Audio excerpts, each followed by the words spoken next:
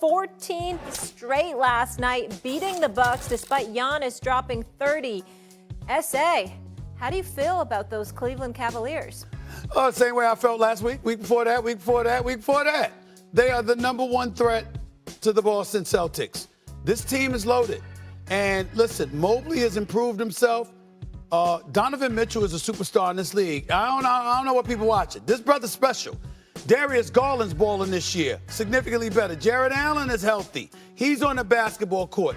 They're formidable defensively. They have athletes. They have size. You acquired DeAndre Hunter from Atlanta. You have a wing defender who can put up 18 and 19 a game, who's been shooting better than 50% from threes since he arrived in Cleveland from Atlanta. And oh, by the way, he arrived from Atlanta to Cleveland, Molly, 12 games ago.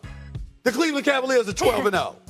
They haven't lost a game with Hunter in the lineup. They have everything. And Boston, of course, Boston should still be the favorite.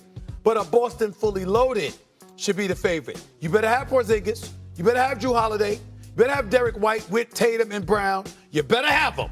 Because if you don't, the Cleveland Cavaliers are going to the finals.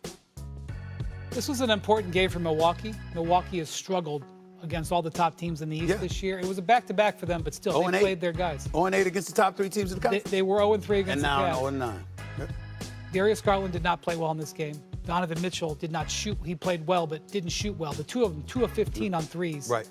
Still go into Milwaukee and win. That's the thing about convincingly.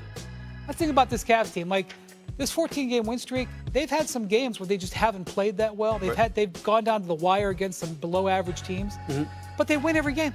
They figure out a way to win every game. Shannon, they started off the season 15-0.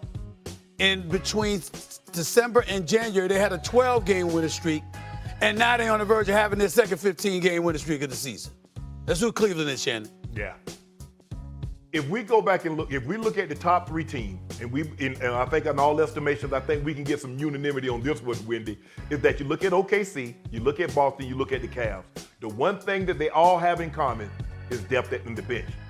You look at a Ty Jerome, you look at a DeAndre Hunter, you look at a Merrill for the Cavs. You look at what the OKC Thunder trot out there. They just won a game, and they didn't start anybody.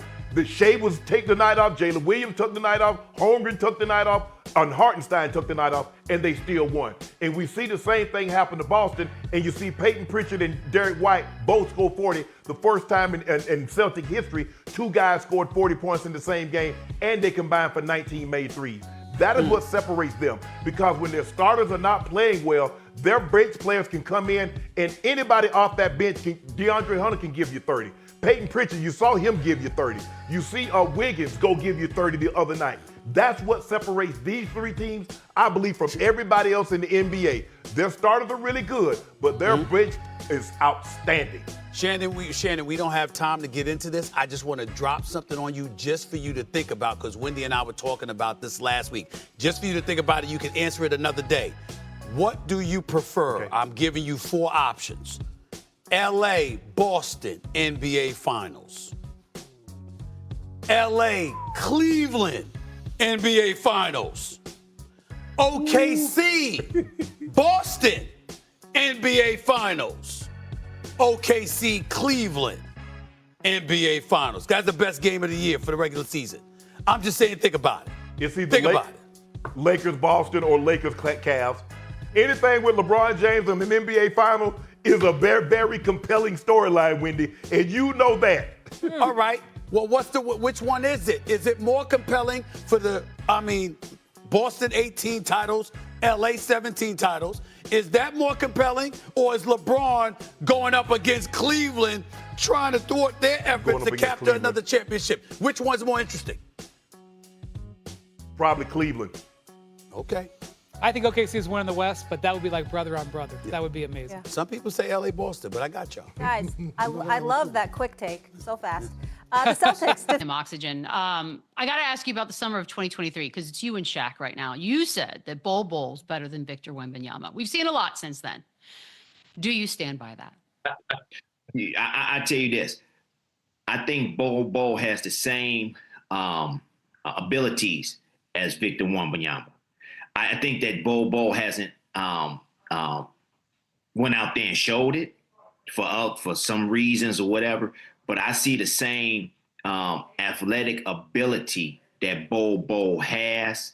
I don't know if it's confidence. I don't know if the team is not giving him confidence. I don't know if if people not giving him the ball. But I tell you this, I'm always in Bol's corner because I see the potential in him and what he can do.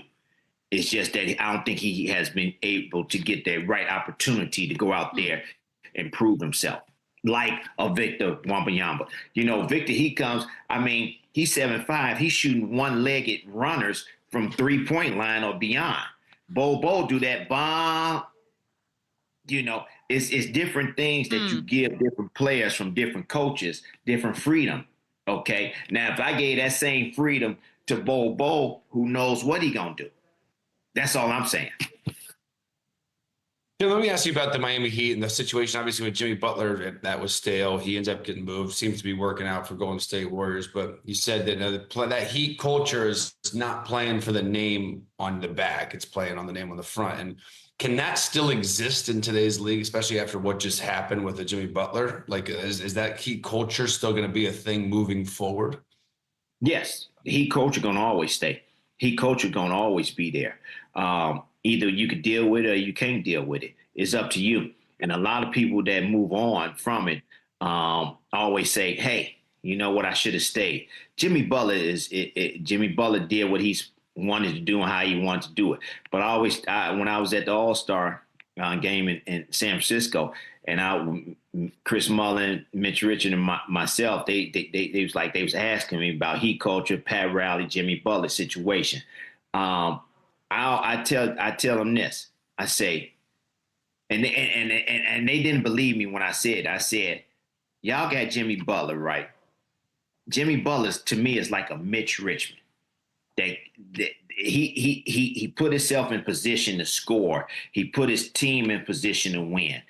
It's hard to stick him, and he plays both ends of the court. Okay, he's a mid-range jump shooter, but at times he gonna make three. He gonna make timely threes. Okay, I told them, everybody in the Bay Area, I said, y'all not gonna be in the play-in no more with Jimmy Butler. Y'all gonna be looking at a week of rest because y'all gonna be in the 6th, 5th, or 4th seed. That's how good Jimmy Butler is. All right. And a lot of people was like, you believe that? I said, I know that for sure. And that's what's happening with the Golden State Warriors. He comes in and I know what he can do. Steph can take breaks now. Steph don't have to run around and do a whole bunch of stuff. Jimmy, he knows that he has another player that can and has been proven to take over in the 4th quarter by himself. So he understands that, and they understand that. But Jimmy Butler, I really think is gonna help Kuminga out. He gonna tell Kuminga, look, stop listening to everybody. Play your game. All right, and that means you're not a 3-point shooter. Okay, stop shooting 3-pointers. Play your game. Get into the mid-range. Mix it up. Play downhill. Use your athletic ability, And that's what he's going to tell him to do. Sometimes you got to get all that clutter out and stop listening to coaches and go out there and play your game. And when you play your game, you will excel. I think that's what Kuminga is trying to differentiate. Should I make the coaches happy, or should I make myself happy? I think he has a guy in Jimmy Butler that's going to help him out with his decisions and playing better out there on the court. I like that because we want Kuminga to be the best version of himself. Tim, this is always a pleasure. Yeah, he's fun to watch. We will talk soon, sir. Thank you. All right. Thank y'all. Y'all keep up good work.